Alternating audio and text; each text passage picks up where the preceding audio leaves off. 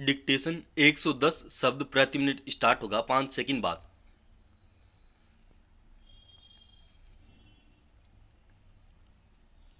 Start. Jammu Kashmir में एक सप्ताह में आतंकी हमलों से जुड़ी 4 घटनाएं होना सचमुच चिंताजनक है। एक के बाद एक लगातार हो रही ये घटनाएं दर्शाती हैं कि आतंकी संगठन और उनके आकाओं को कश्मीर में अमन चैन बर्दाश्त नहीं हो रहा है। इसीलिए अपनी करतूतों को अंजाम देने से वे बाज नहीं आ रहे। उनकी कायराना हरकतें ऐसी ही श्रमिकों के शिविर पर भी हमला कर रहे हैं।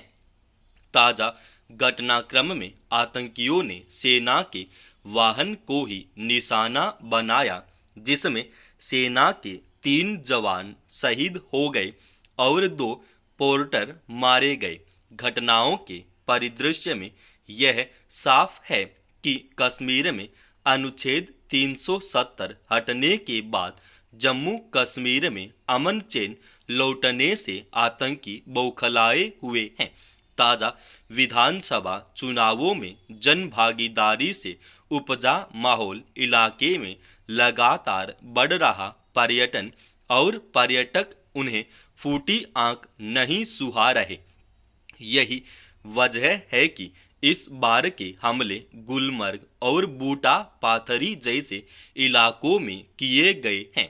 ये इलाके सामान्य तौर पर आतंक मुक्त समझे जाते हैं और वहां हर समय पर्यटकों की चहल पहल बनी रहती है।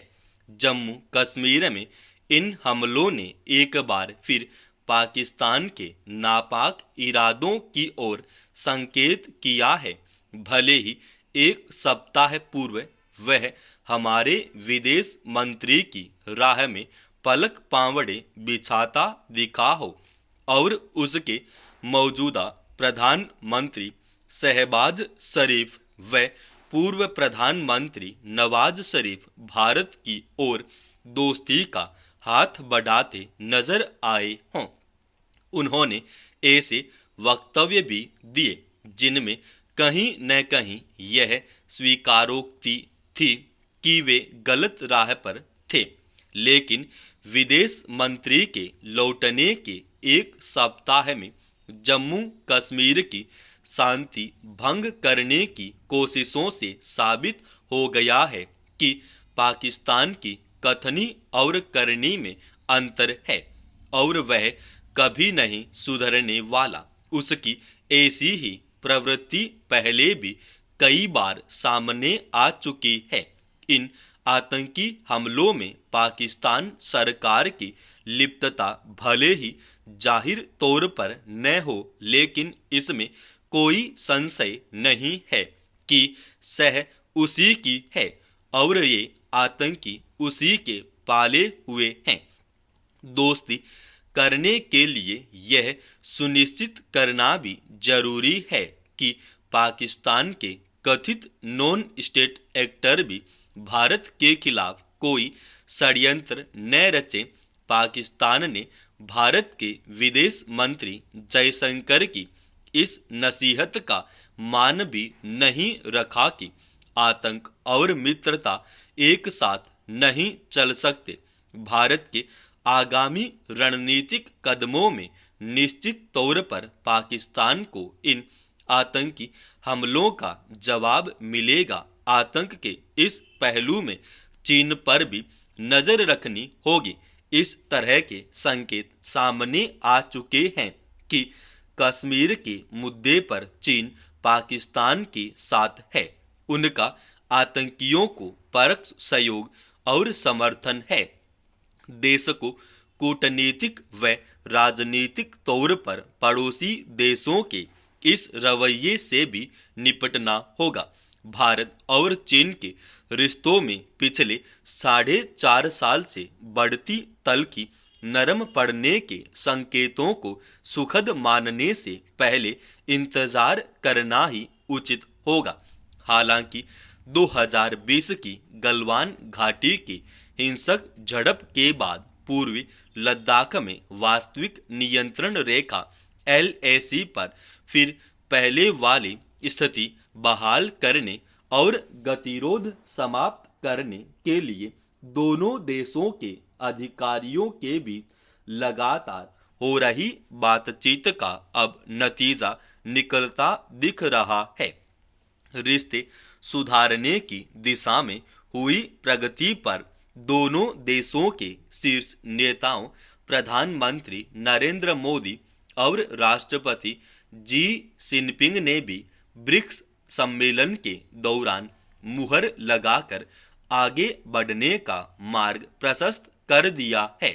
इसके बावजूद यही कहना होगा कि हमारे रिश्तों का इतिहास और चीन की दूसरे देशों की जमीन हड़पने की प्रसारवादी नीति को देखते हुए फूंक फूंक कर कदम बढ़ाना ही समझदारी है। भारत सरकार और हमारी सेना भी इस हकीकत को समझती है। रूस के कजान में ब्रिक्स सम्मेलन से इतर द्विपक्षीय वार्ता में मोदी और जिनपिंग ने संबंधों को दीर्घकालिक रणनीतिक परिप्रेक्ष्य में आगे बढ़ाने पर जोर दिया। उन्होंने माना कि भारत चीन संबंधों पर दुनिया की निगाह टिकी है और विकास की चुनौतियों का समाधान खोजने के लिए आपसी समझ बेहतर करना जरूरी है। मोदी ने भी जिनपिंग को स्पष्ट शब्दों में बता दिया कि LAC पर शांति और स्थिरता न सिर्फ दोनों देशों के लिए बल्कि पूरी दुनिया की शांति और प्रगति के लिए आवश्यक है।